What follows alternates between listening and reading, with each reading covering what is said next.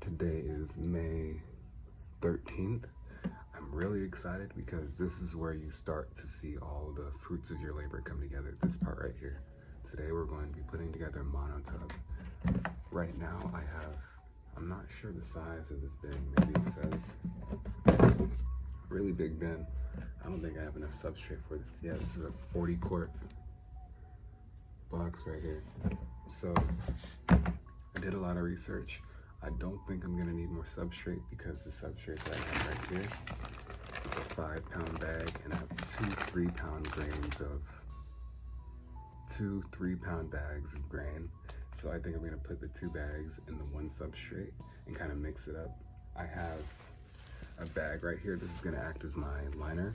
I saw a lot of people using like plastic tubs as liners inside of their monotub, and that's expensive. I'm not gonna buy another tub.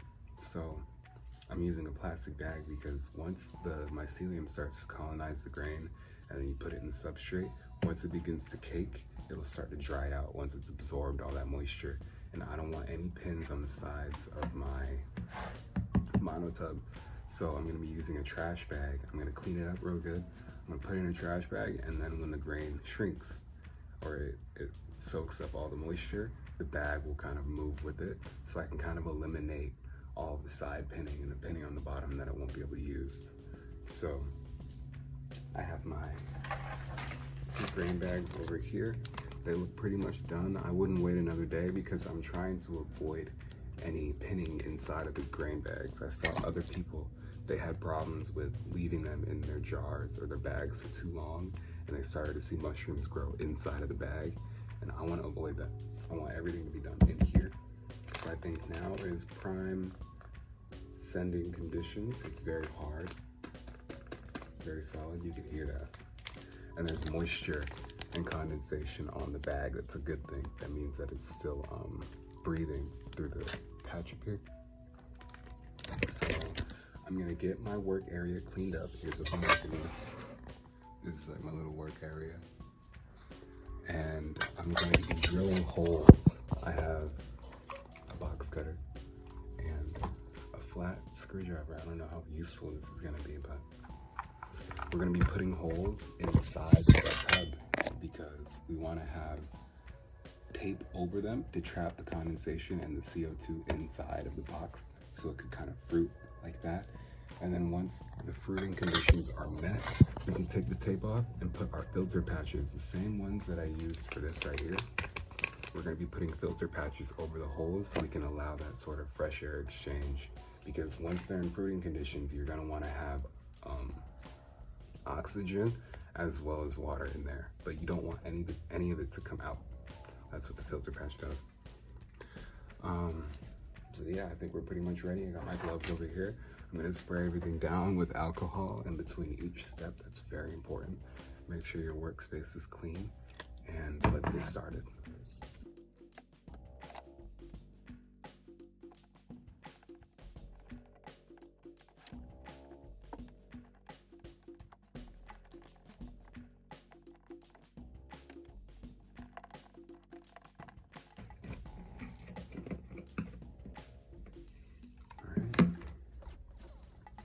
There's our first hole.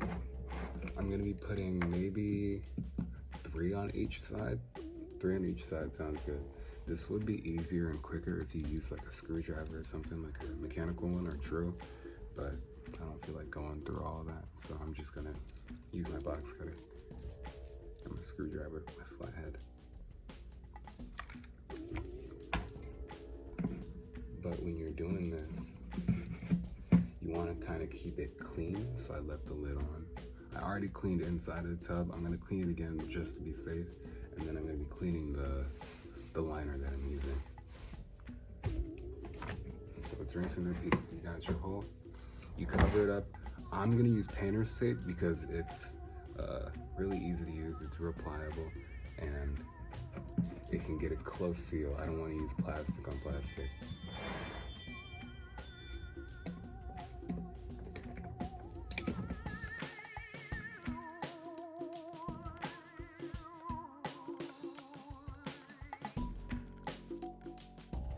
All right, I'm back. It's been like an hour. I got my holes in the box, and I got the box cleaned up with my alcohol. I got my gloves on, my workstation is clean. Next step, we're gonna be putting our painter's tape over the holes. I did some extensive research, and it turns out that the holes aren't even needed. You could do a monotub without, because I'm speaking over it. You could do the monotub without the holes and just like set it and forget about it. But I don't want to risk it because I know how much CO2 is coming in and out of the box when I have these holes and I cover them up. You can control that variable. The more control you have over it, the less likely you are to fuck up unless you fuck up. So I'm putting my tape over the holes, and we're gonna be waiting maybe 14 days, 2 weeks. And after that, you could take the tape off and put your filters. I have some micropore tape right here, as well as some actual air filters right here. You can put your filters over the holes so the CO2 can come out and you can get a fresh air exchange. Some people don't like to do this method with the holes, and they would just rather leave it as a regular tub and then just crack it open. But I feel like when you do that, especially in an environment like this, that's a vent right there, and this is like a little storage area, so there's a lot of dust and a lot of still air. I don't want to crack this open and let in any contaminants, so I'm doing it this way. This is just the safest way for me. It's completely up to you. So I got 3 on each side. And my other one. This tape is gonna give me hell because I'm wearing gloves. This is gonna be tricky.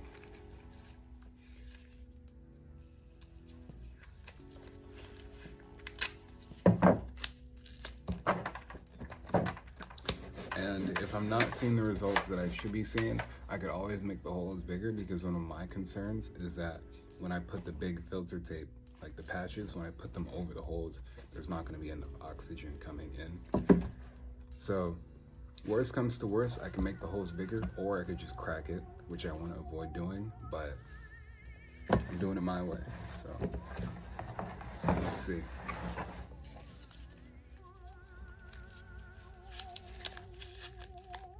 Oh goodness.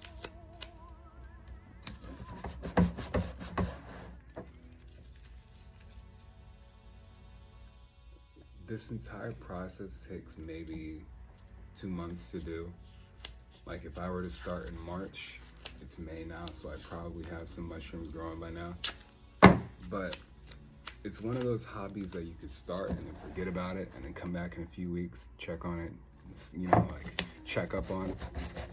Like a really stop and go kind of thing. It's not like a constant thing that you're watching and there's a lot of involvement. It's very hands-off, and I like that.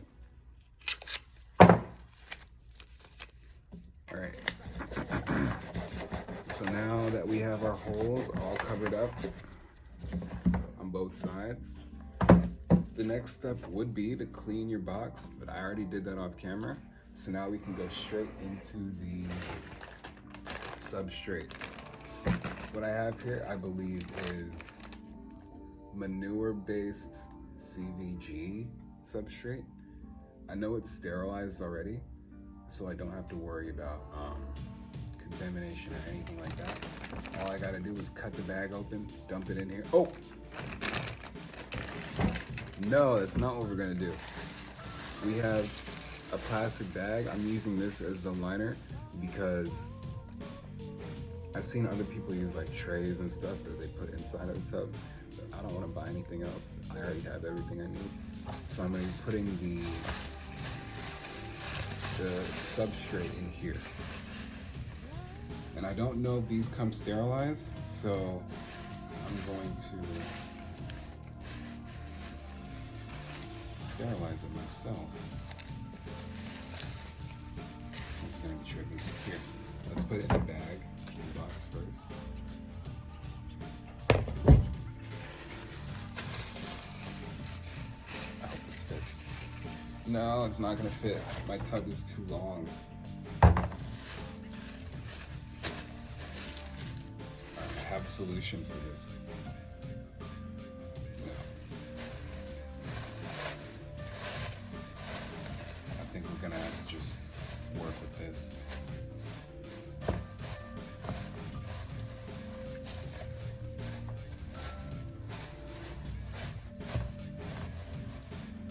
putting it inside of the box like this, and all my substrate is gonna go in here, leaving some room in the box itself.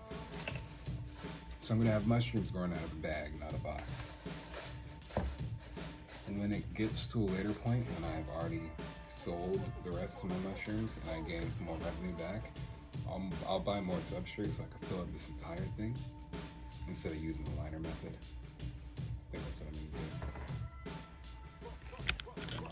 70% alcohol, and my go-to rag that I probably shouldn't be using to clean everything. Spray the rag, spray the bag. Wipe it up again.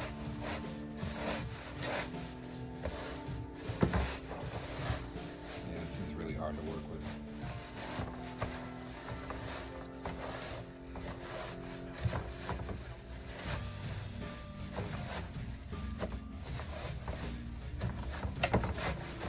I think throughout this entire process, if it's ever contaminated, this would be why.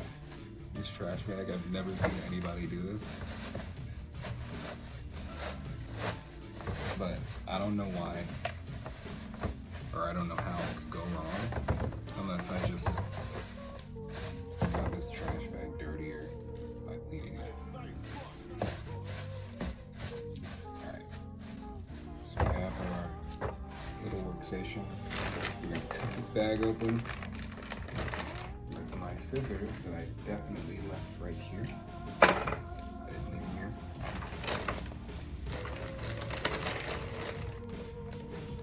And it's important that you keep your grain and your substrate in their respective bags until you're ready to use them, so you can prevent or avoid contamination at every scale.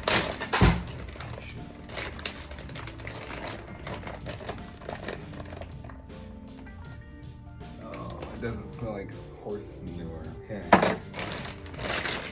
I was worried about that because I'm doing this indoors. We're going to be putting it in our trash bag.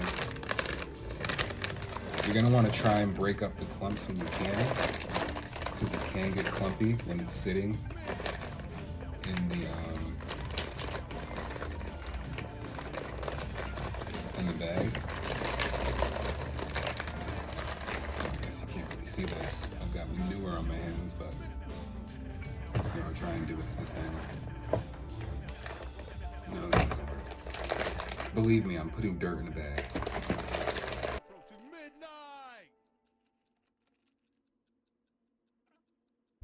I'm reassessing this, and I think the trash bag is a worse idea, just because there's so much space in the trash bag. Once the substrate is colonized and it's ready for fruiting conditions, I'm not going to be in control of all the dirt that's at the bottom and the sides of the bag. Whereas if I just pour it in the tub, I could see everything because there's so much space. So I think we're going to stop this. We're going to put all the dirt back in the bag.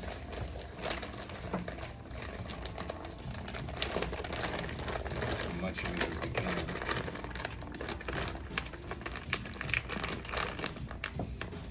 And we're gonna pour it directly into the monotub. I'm gonna risk it.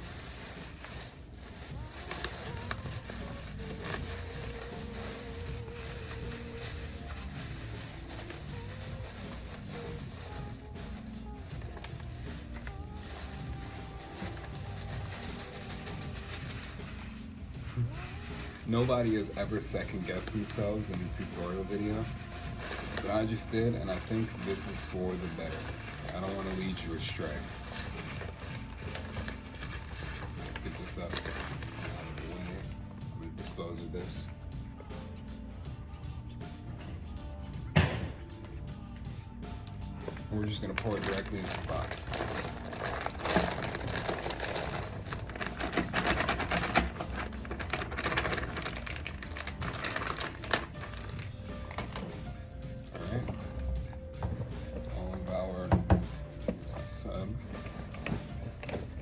We're gonna mix it up with our hands. I want to make sure my hands are at least a little clean. And we're gonna break up all the clumps. There would be clumping in your substrate. You want to eliminate all of that.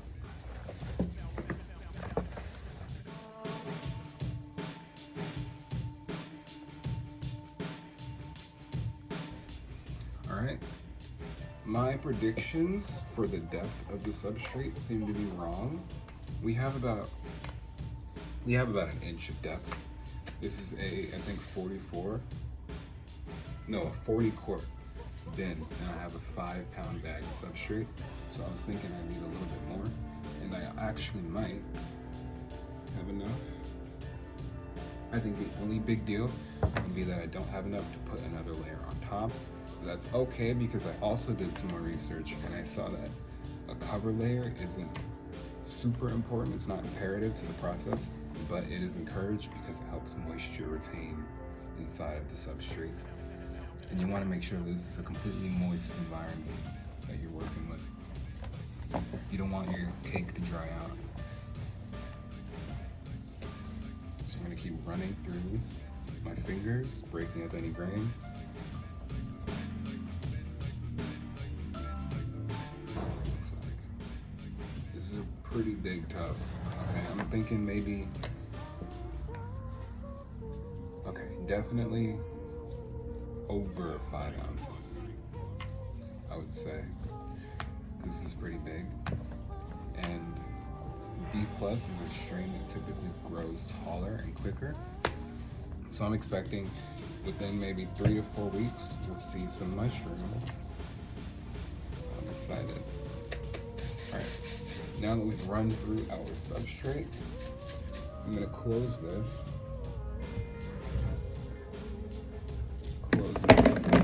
While I get my grain bags. They're so beautiful. Beautiful.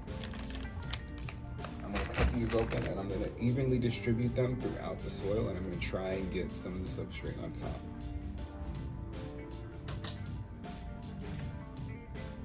I got manure all over my hands. I'm trying not to get it everywhere.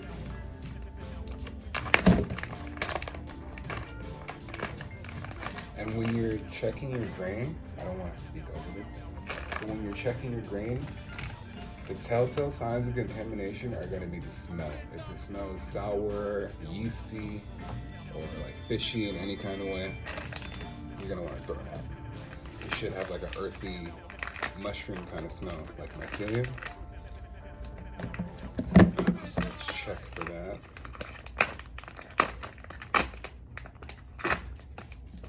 Oh, that's beautiful. That's so beautiful.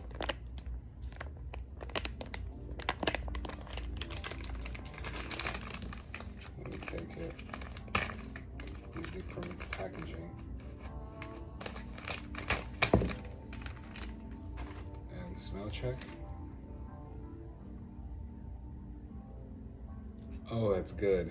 That's good. Okay. That's good.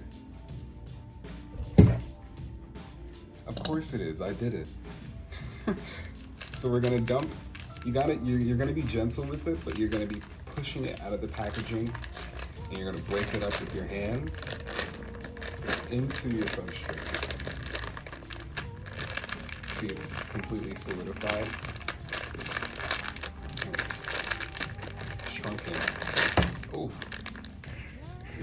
into the bag. You know it's good when there isn't a lot of uncolonized grain left over. That means it was perfect condition to send, and we were right on track. So now let's open our second bag. Oh, that smells so good. It smells like you're doing the right thing. Like you know you've done everything right.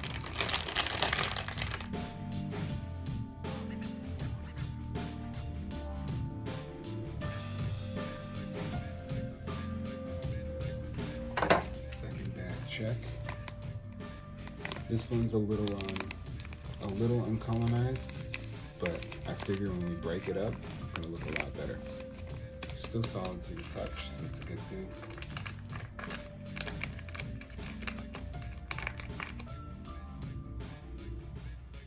Okay.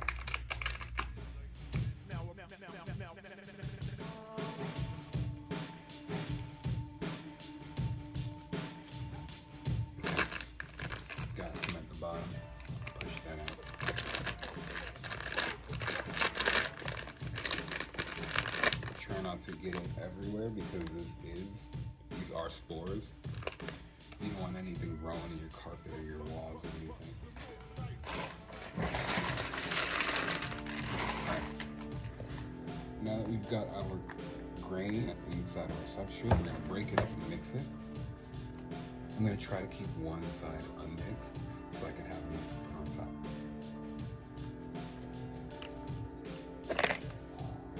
Oh, this is messy. This is real messy. When you're breaking it up, it should have a sponge-like feel, like a very grainy but airy texture. I think you'll know what it feels like when you're doing it.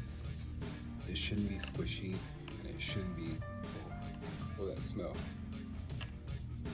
It shouldn't be, oh my goodness.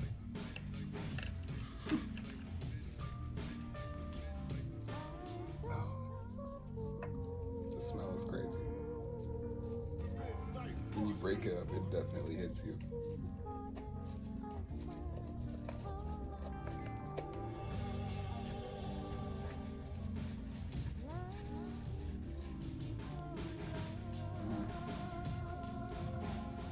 I'm not supposed to be breaking this up.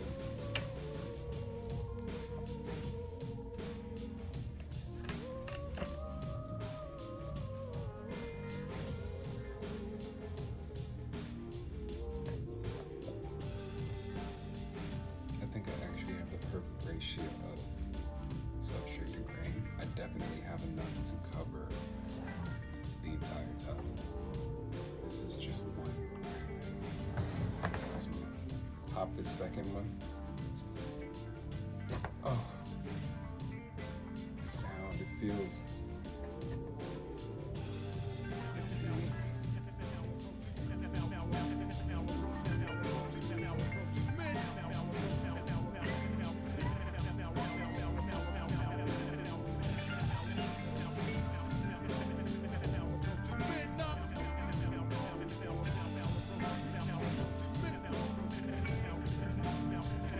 Grain in here, all broken up. We're gonna mix it in the substrate. Just toss it around, layer it. This is gonna be good. This is gonna be good. There's so much. I'm expecting a really big flush because while the ratio for your substrate and grain should be 1:1, I had 2 3-pound bags of grain and only 1 5-pound bag of substrate. So I have a little bit more grain than I do substrate. So I'm expecting to see a big flush.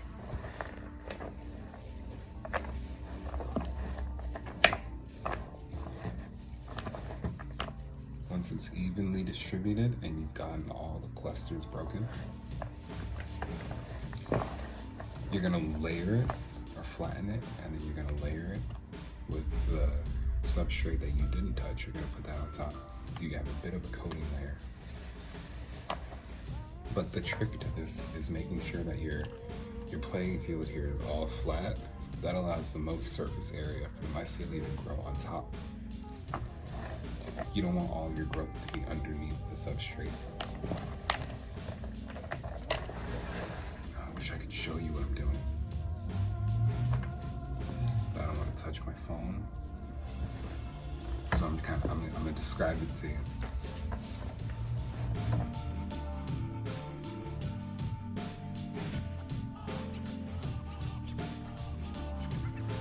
We're gonna pack all of this down evenly.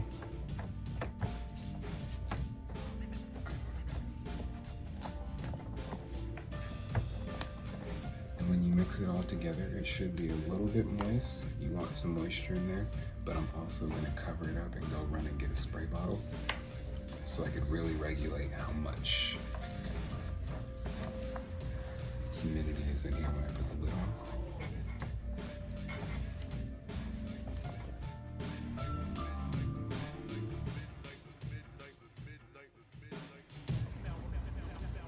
Got it all mixed up, packed pretty well. It's real flat, real even. Then I'm going to put the lid on.